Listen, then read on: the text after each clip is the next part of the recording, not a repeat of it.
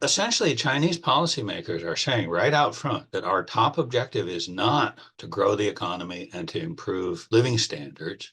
It is to build a resilient, high-tech industrial base that allows us greater security and self-reliance and implicitly allows us to push back against American pressure.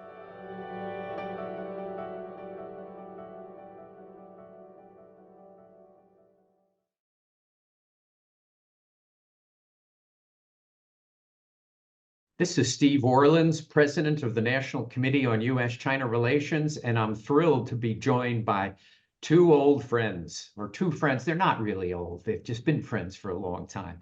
But Amy Celico, who is now, after a long career in government, is now a partner at Albright Stonebridge and is head of their China practice. And Barry Naughton, who is the So-Kwan Look Chair of Chinese International Affairs at the School of Global Policy and Strategy at the University of California, San Diego. And we certainly could not find two better people to talk about China's economy and the effect of kind of U.S.-China trade and investment relations on the economy. But we're convening this right after the end of the two sessions, the Lianghui. So let me start with a question to Barry, which is, what does the two sessions tell us about China's economy?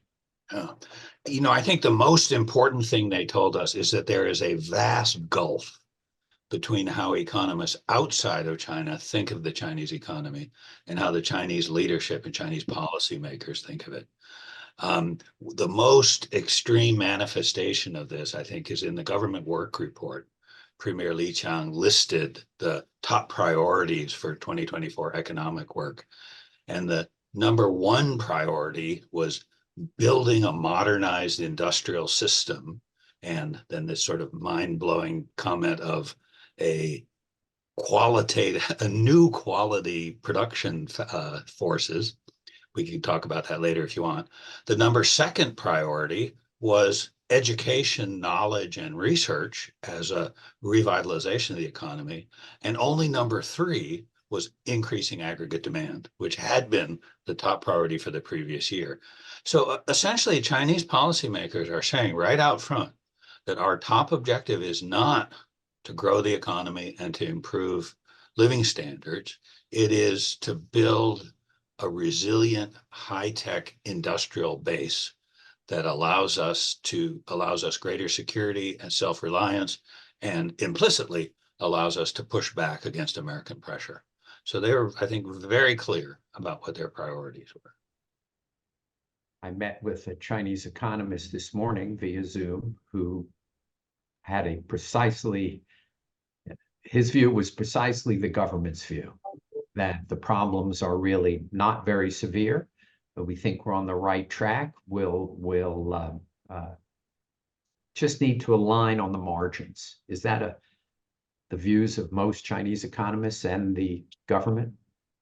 I don't think that's the view of most Chinese economists, but of course, there's a lot of diversity there, and people are hesitant to speak up too loudly. But I think a lot of economists feel that there are a set of essentially sort of hold-up problems that are because they're not being resolved, the recovery of the economy is being slowed down.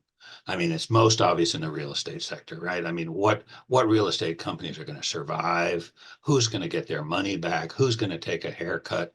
The only claimant who's been sort of clearly defended by the government are households that prepaid for housing.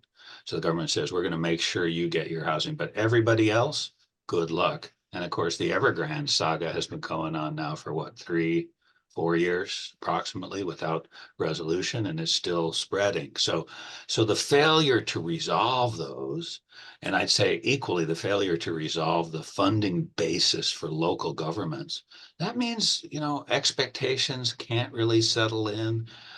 Expectations of the future can't stabilize and get more positive.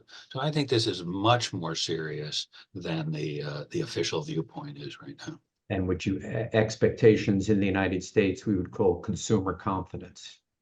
Yeah, I mean, consumer confidence is still way down. We don't have a direct measure of business confidence, but it sure seems to be very, very seriously impaired. So I think there is the policymakers are sort of gambling on the idea that, oh, long run households and private businesses will just adapt to this new normal. Everything will be fine. We'll grow a little bit more slowly, but in the long run, it'll be worth it because we'll be a high-tech superpower. And they might be right 5 years from now, 10 years from now. But boy, over the next couple of years, I think this leads to a significant underperformance of what the economy is capable of.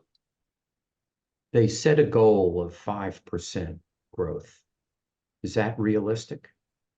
Well, I think yes and no. I know economists have two hands in order to say yes and no, but I think it's realistic in the sense that the Chinese economy has that potential. Absolutely.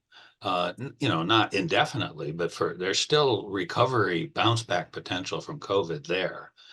But what's very striking is absolutely no policy was put forward at the NPC that would get us to 5% growth. So is it a likely outcome of the current policy setting? I would say definitely not. And we would need to see some more aggressive action. Now, I do think we can hear a certain amount of rumbling behind the scenes, the indicating that something more needs to be done.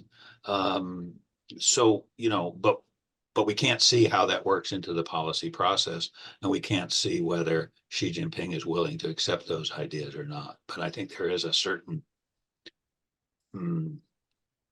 discontent's probably too strong a word, but a certain feeling that there are things that can be done, that should be done, that could push growth up, maybe not to 5%, but to close to that.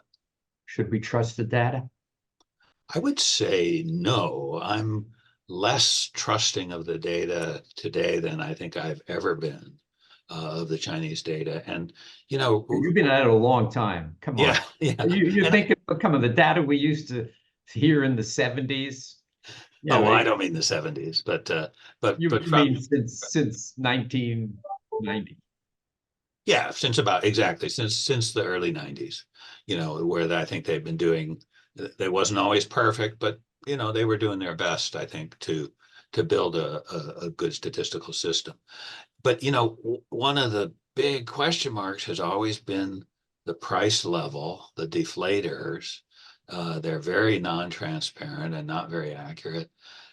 Now the last year's 5.2% growth rate is based on the idea that prices fell, right? In other words, the nominal growth rate was below 5.2%. Now that's possible. That could be what's happening. But boy, it sure is a tempting way to fudge the numbers by just building in a little bit of deflation that gets you exactly up to the real growth rate that you wanted. And also, we know that people are sort of downgrading their consumption, right? They're buying cheaper things, they're economizing. And that's hard for price indexes to capture, right? Because you used to buy a $5 thing and now you buy a 99-cent trinket. The quality is declining, and it's really hard for statisticians to capture that in the data. So I'm worried about the data, and I'm worried about a number of things about the way they present it. And Amy, what role is trade, especially U.S. China trade, playing in China's domestic economy?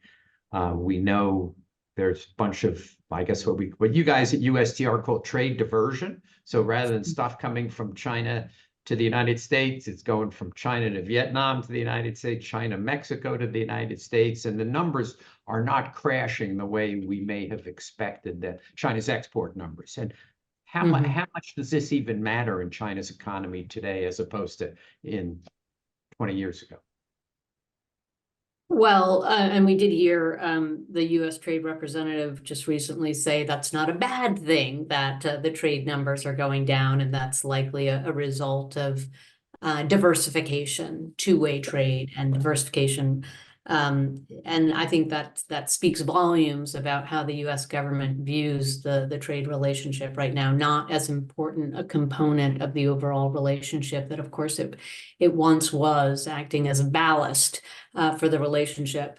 I would say, again, just picking up where Barry left off, talking about what we heard at the two sessions and in the government work report, the top leadership took pains to reassure business, foreign business, as well as domestic Chinese companies, that China is committed to improving the business climate this year in order to continue to rely on, of course, domestic-led consumption and business investment, but also trade.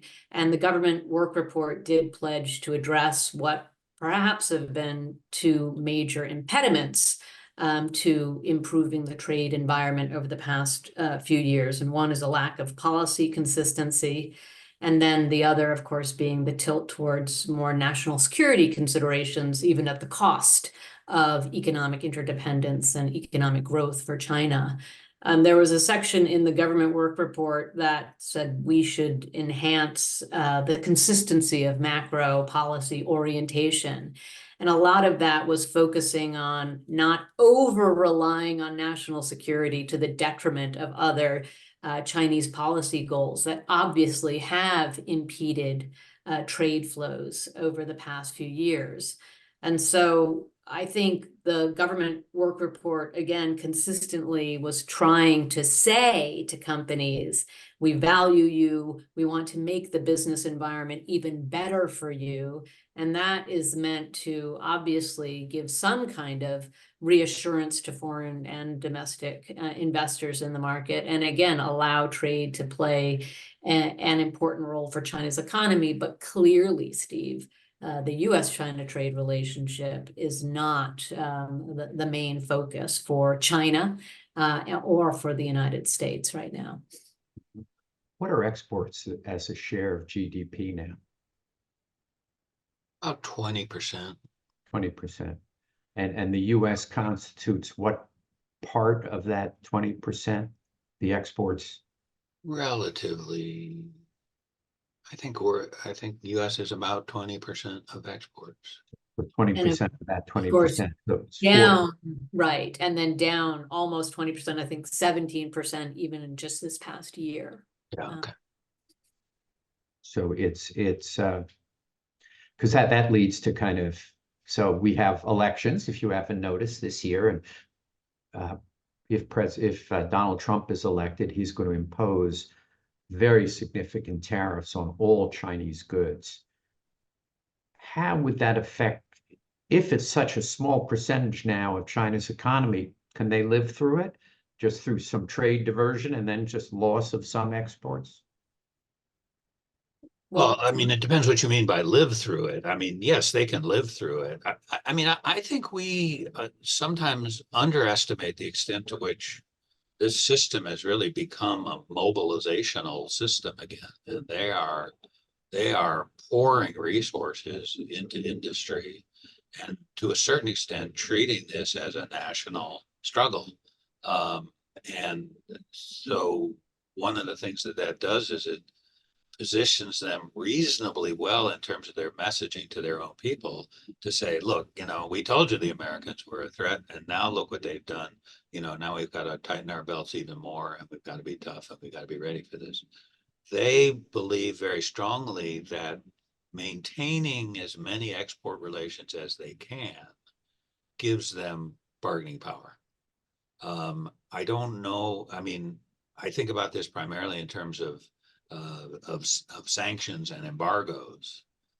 Whether it gives them bargaining power against import tariffs, Trumpian across-the-board import tariffs, well, that's another question. I don't know, Amy, what do you think about that? I don't think it does, Barry, because I think on the one hand, the rationale for President Trump's talk about increasing tariffs isn't to try to beat China into changing its behavior. It's to reduce our dependency on China. And so that's really more directed at U.S. companies as well as Chinese companies to try to disentangle that relationship.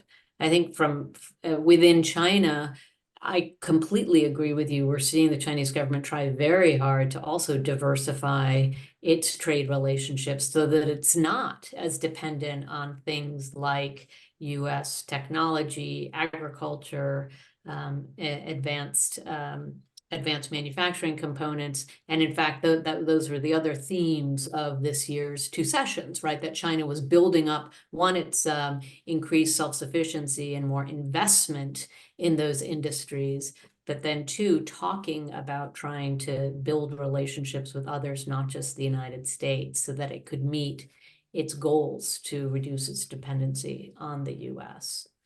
This is third or fourth hand. So a Chinese told me he heard Orban, who met with Trump in Mar-a-Lago, say that Trump said, I'm going to reach a trade deal with China. What was that about? You have any idea? I have no idea.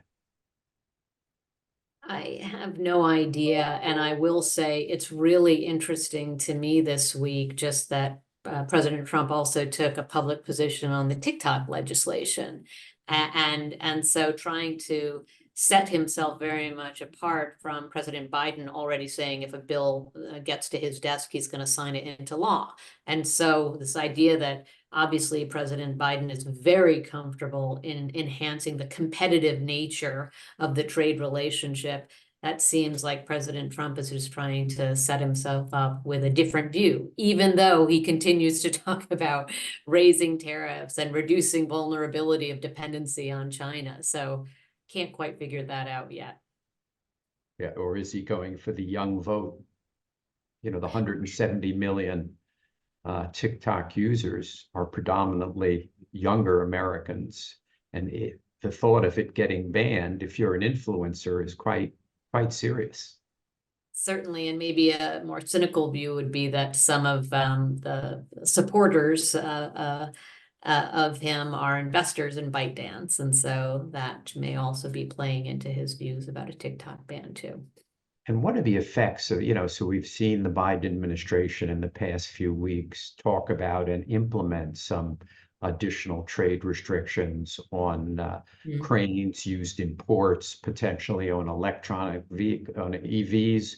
We've seen restrictions on battery manufacturers in the United States. What effect does that have on China's economy, or it's just marginal? I think this is exactly what the Chinese government is trying to protect itself against, is that, if there are vulnerabilities for Chinese companies continuing to rely on the US market, either for trade or technology inputs. And so they're steeling themselves for what we know are going to be more and more restrictions. Also, in addition to the list that you said, of course, the executive order restricting data flows to China. And so that's coming, implementation of that is coming, as well as likely more export control restrictions on chip manufacturers in China. And so I do think the Chinese government pays very close attention to this. One question that I know a lot of the companies that I'm working with are asking is, when will China start to retaliate and target US companies in that process? Because their retaliation typically does focus on American companies.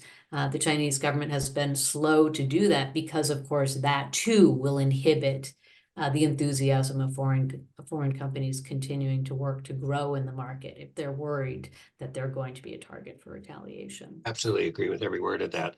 And then the other contributing factor is going to be that because China is continuing to pour investment into its own industrial base, you've got more and more sectors with excess capacity and strong subsidy flows. So you've got low production costs from the company's standpoint, and very strong pressure to find external markets. So we've got all these political pressures. Now we're going to have an additional economic pressure as China seeks to establish, greater markets for its EVs, for its solar panels, et cetera, et cetera. So that's also a really negative factor. And the final thing I would say is that I worry about that the U.S. adopts some of these measures is probably is necessary and essential, but it seems to be very indiscriminate. And it's really hard for China to kind of accept a second best strategy. You would think, well, the Chinese battery makers, maybe should have a place in the production chain for American EVs. But if they can't plan on it, if they're not allowed to do it, it makes it very hard to come to a compromise position where there's some element of still mutual gain. The Politburo runs these study sessions, which we've all heard about, where they bring in briefers to talk about all sorts of, it's quite remarkable. And I've known people who go and be the briefers for those. So Barry, let's assume you are the briefer and it's on structural reform. So how do you put in place a plan that kind of gets China in the right place 5 years from now? What are the specific things that you would tell the Politburo that need to be enacted? Well, these are things I'm sure no one would pay any attention to, but let me try. The first thing I would say would be, look, it's natural that you have security fears and you need to bolster your self-reliance, but you're way overdoing it. You can carry out an industrial policy, you can carry out a technological policy, but it shouldn't be overwhelming your macroeconomy. And right now it is. And that's going to cost you. It's going to cost you a significant amount. So just relax a little bit. You have a lot of counter-punching capability if worse comes to worse, and you need to have more targeted self-reliance strategy. That's going to free up resources. And you need those resources because you need to stimulate the economy better. And you need to let the economy evolve a little bit more towards consumption and towards services. And if you do that, the economy will grow faster and people's sentiment will improve. And then, so that would be 2. And then number 3 would be, look, you've got to resolve these hold-up issues in real estate. You've got to make clear that certain firms are going to survive. You've got to try and help the market find a bottom. You might even have to pay some taxpayer funds to do this, and nobody likes to do that, but you got to do it. So do those 3 things. And then if you have any brain space left over, reform your fiscal system. And I think it would make a huge difference in the performance of the Chinese economy. Now, Amy, you're part of that briefing. You start off your briefing talking about your clients and others who have really lost confidence in investing in China, and you would show them the data that new investment is really pretty small. If you're already there, you're kind of continuing, but probably not putting big bucks in.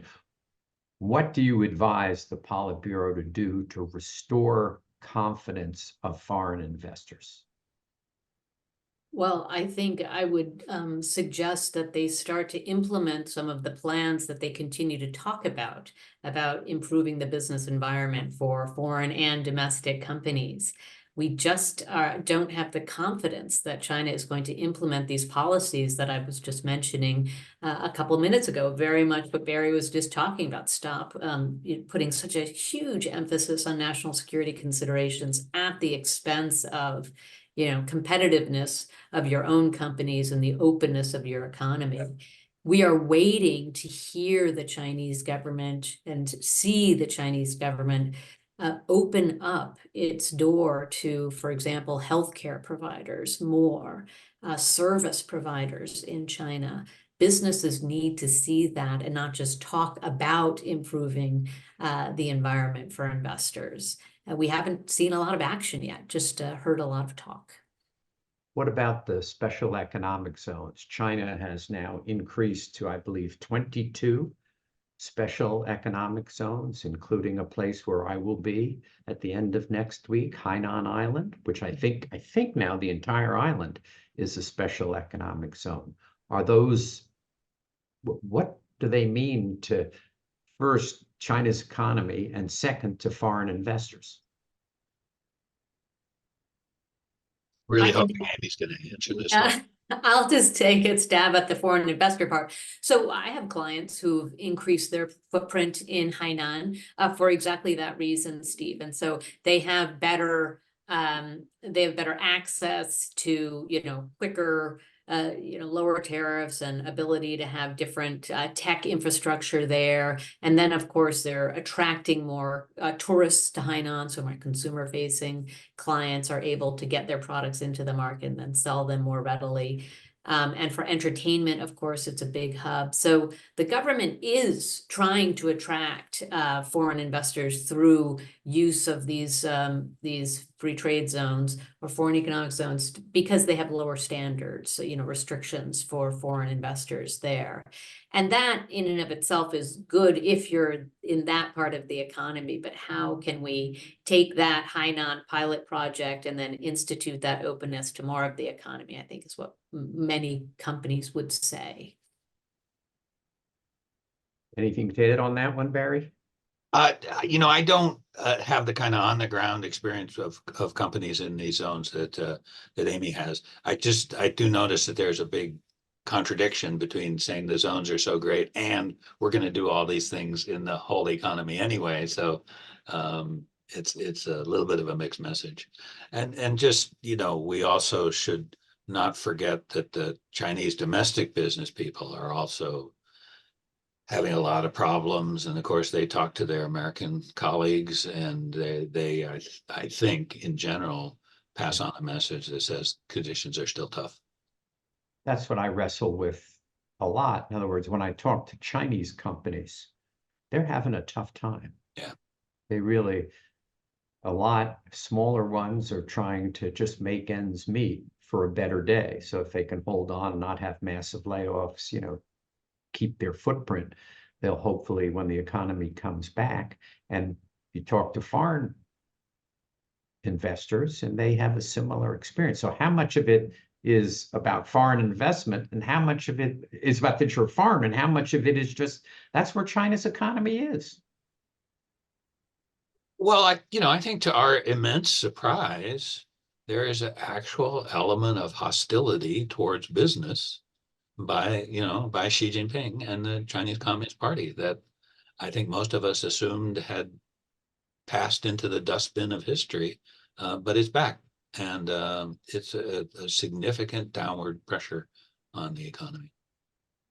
I wholeheartedly agree with that. Whenever I talk about business sentiment, it's not just foreign business, it's domestic business needs to see some action from Beijing and not just talk about improving the business environment for companies. They're just not seeing a lot of action yet, unless you are in the chip or advanced manufacturing industries right now. And there needs to be more broad-based support for companies so that they will invest more domestically and expand into global markets, which clearly is a priority of so many of the larger Chinese companies. They see their growth prospects as global, not just in China for China. And that also means that there is still so much fundamental dynamism and potential in the Chinese economy if you stopped applying those kind of pressures. You really, I think, you get a substantial bounce back. But because people have been burned repeatedly, it's not just making a few statements. It's actually walking the walk and changing the way people are treated. Our listeners, our thousands or tens of thousands of listeners, we've never polled them, but my sense is they're substantially pro-constructive engagement.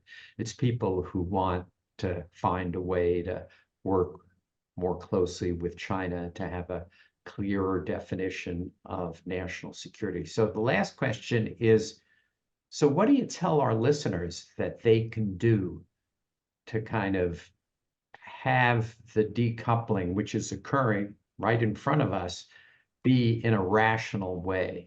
not ones where people just see the China menace, the demonization of China, and we need to cut off all trade and investment relations. What do you tell them to do?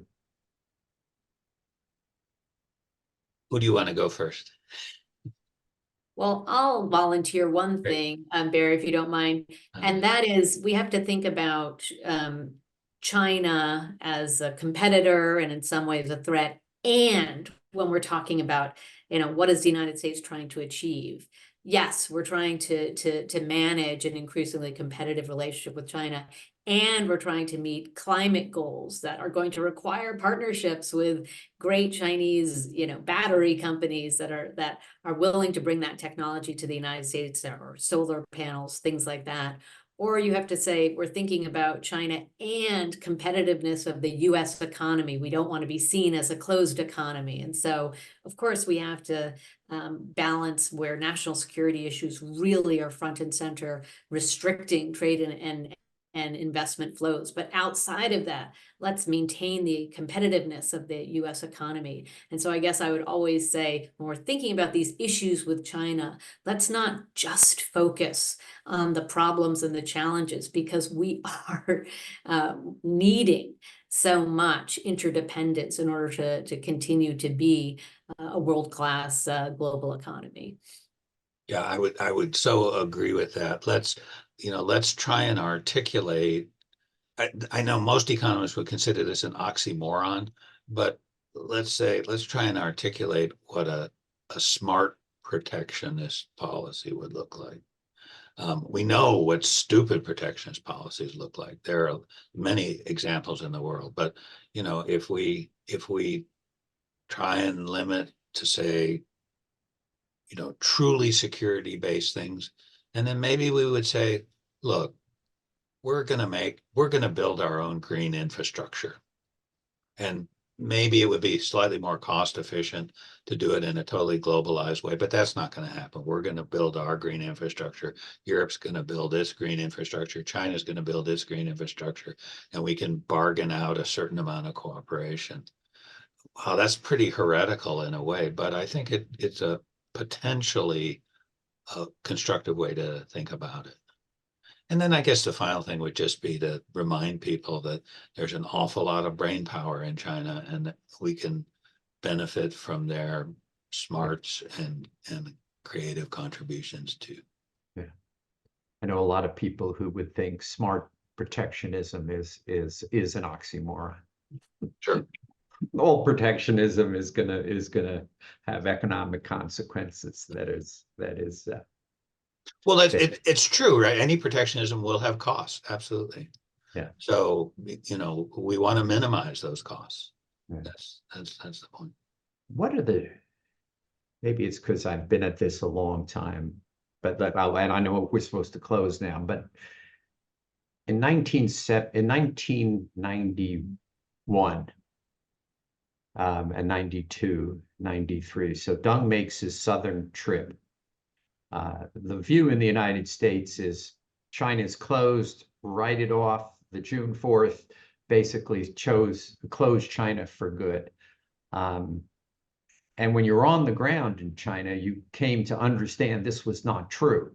And you talked to people back in the United States, and they didn't believe it.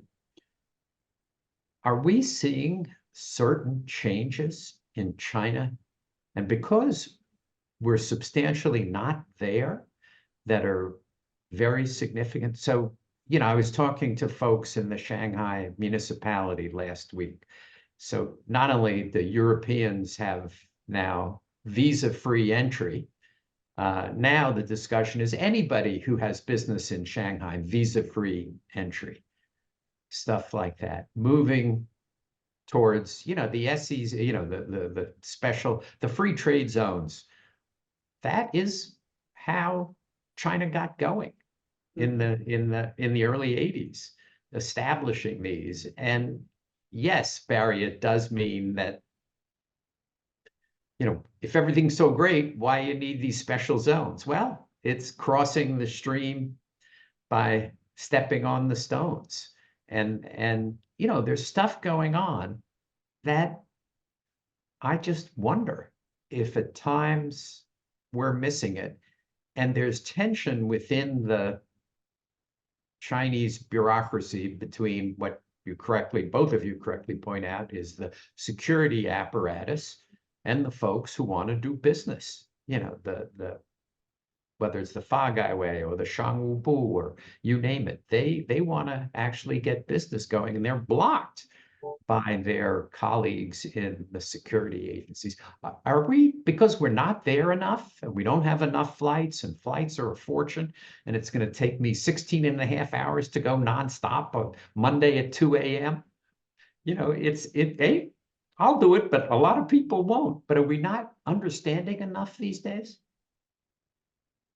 I worry about that, but my tentative conclusion is no, that's not the problem right now. I mean, setting aside the fact that China's trying very hard with a range of especially middle income, lower income countries, and having probably more success with them than we allow for. That's an important factor. But so I was there for about a month in October, November. And I talked to a lot of economists, and I don't think one of them thought things were going well. They were, cautious in what they said, and even more cautious about what they could say publicly. But no, they didn't. Generally speaking, did not find hidden positives that I had missed. And after all, they have a strong incentive to say that, to say, oh, Naughton, you missed this. This is really good. I did hear there are some people who are techno optimists, right, who think China's technology policy is going to work. And so, that's very interesting. But in terms of economic policy, not so much. So I think we're, I mean, the good part of that is, okay, they weren't afraid to say it. They weren't afraid to lay out these critical views. Granted, they were in private situations, but there's a lot of discussion. People can see that things aren't working. Amy. I would say I was living in China from 91 to 94 in southern Jiangsu, and so saw all of that dynamism that you were talking about, Steve, firsthand. And it was remarkable traveling back to the United States back then, and there being a very low level of understanding about how much China was changing then. And there was so much optimism and so much entrepreneurial spirit, particularly where I was living. And I have to agree with Barry. I just flew back from Shanghai on Monday. And I think what's very different from those years, which were pre-boom in China, but just this momentum was growing and there was so much excitement, is people are worried about the future, their futures, their children's futures.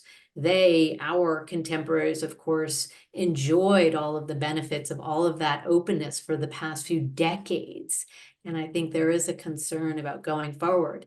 The more closed off nature of the U.S. China relationship does not help any of that, though, Steve. I think you are right.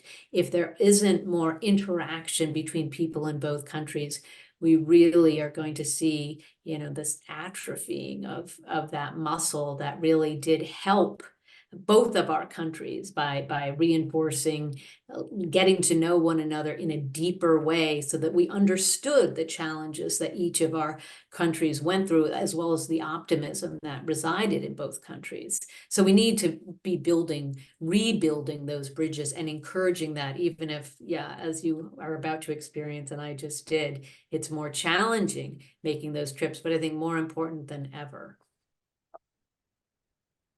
Amy, Barry, thank you so much for joining us today. I have found it fascinating, and I'm sure our audience will find it fascinating. But thank you for this. Thank you for all that you do for the committee and all that you do for U.S.-China relations and helping Americans understand China better. Thanks.